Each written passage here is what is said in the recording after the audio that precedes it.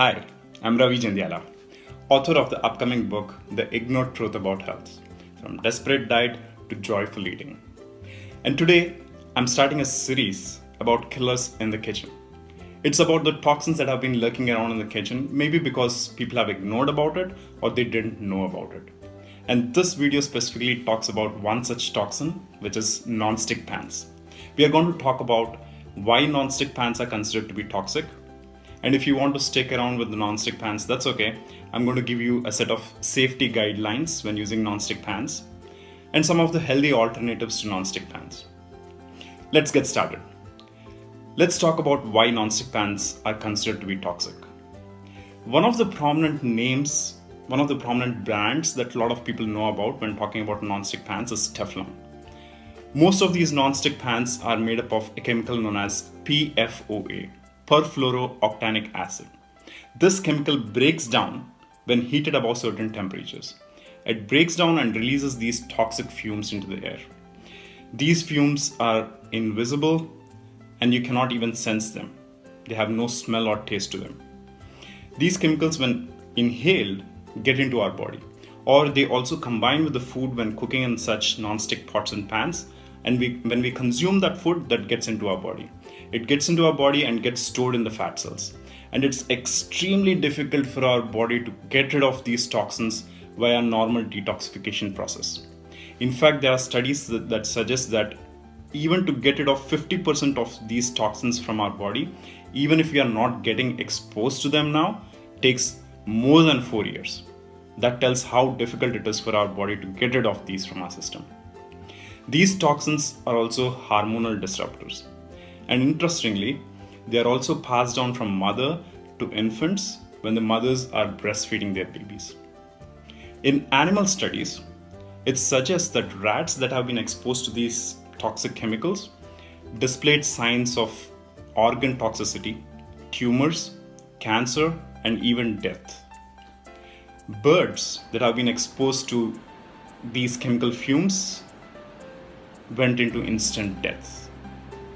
Now you might be wondering, maybe birds are too sensitive to it. But remember the good old days when coal miners took a bird along with them. And whenever the bird was dead in the coal mine, it was an indication for them that there are toxic fumes around and they have to immediately get out of that mine. Now these chemicals are so indestructible that they are also found in Arctic polar bears' brain.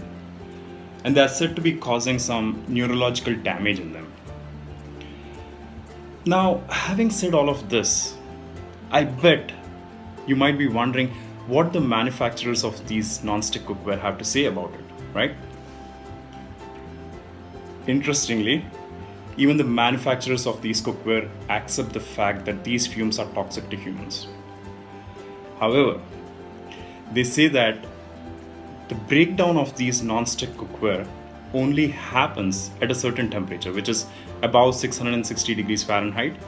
And they say that the normal cooking range is way below 660 degrees centigrade. Is it so? Well, Environmental Working Group put that to a test. They did a study on this.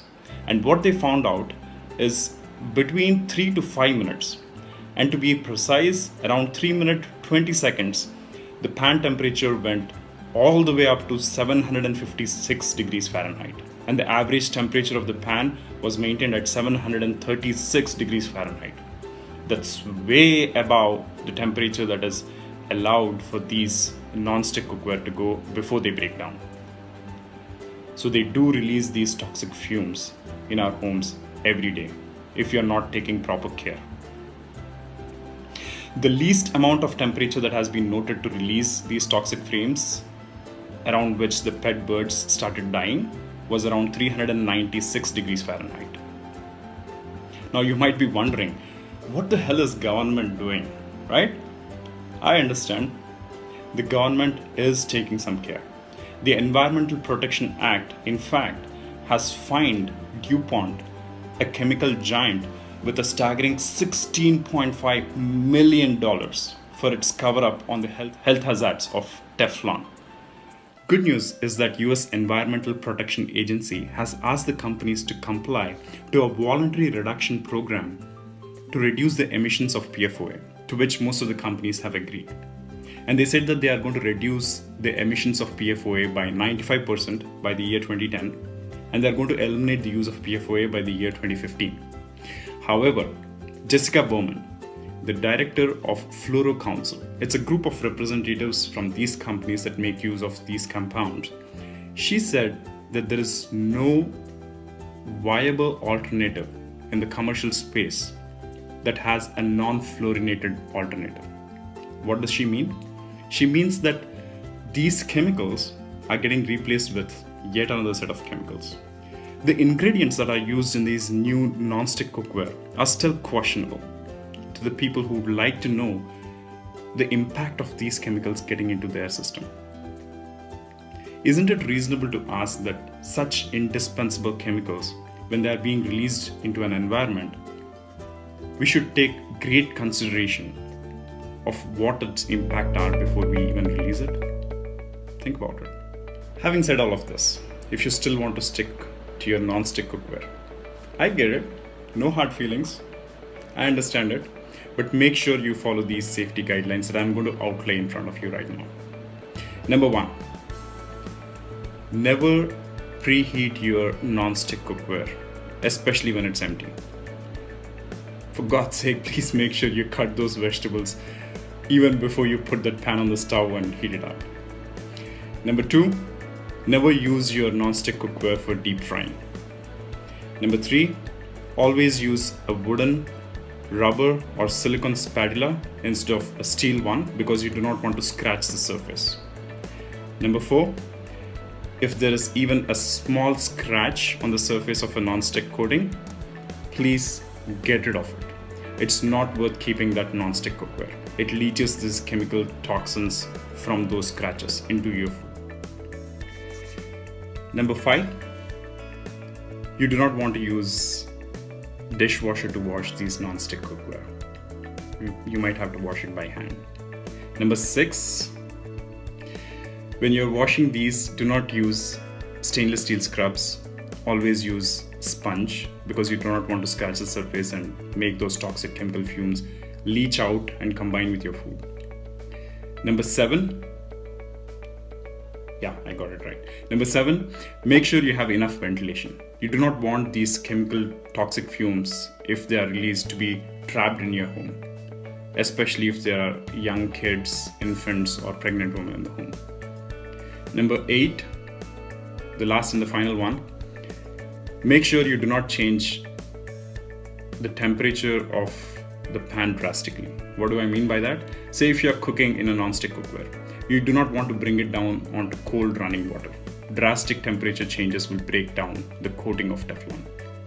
Alright, so if you're using non-stick cookware, I'm sure you're going to use these safety guidelines. And having said that, there are always better alternatives.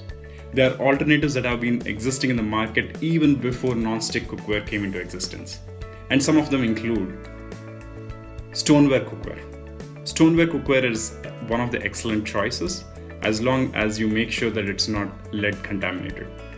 Another option is to use cast iron pans and pots, but you need to make sure that they are well cured so that there is no rust on them. One of the best options that we use at home is stainless steel cookware, but always make sure you invest in good quality stainless steel cookware. There are so many brands of stainless steel cookware and some of them are cheap varieties and usually a concoction of various alloys.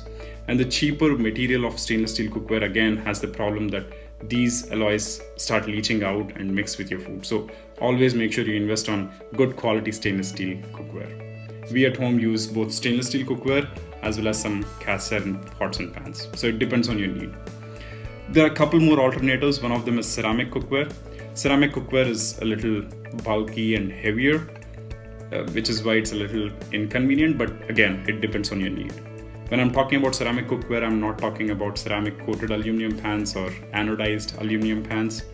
I would strongly suggest you guys to stay away from any kind of aluminum cookware. The reason for that, I'll probably do another video. And finally, you can also use glass cookware. But the only problem with glass cookware is that it takes a little bit of time to get heated up, but then it does retain heat even after the stove is switched off. which may be a plus, an advantage when different types of cookings are involved. So it depends on your needs, what type of cookware you need, and there are always alternatives to non-stick cookware. All right, having said that, every change is not easy. Every change is difficult. There'll be some challenges and you might have some hardships. So always stick with your choice and give it a little bit of time before you call it quits on it. And I'm sure you will like your choice after a while once you get used to them. I hope this video has been of great benefit to you. Thank you and have a wonderful day.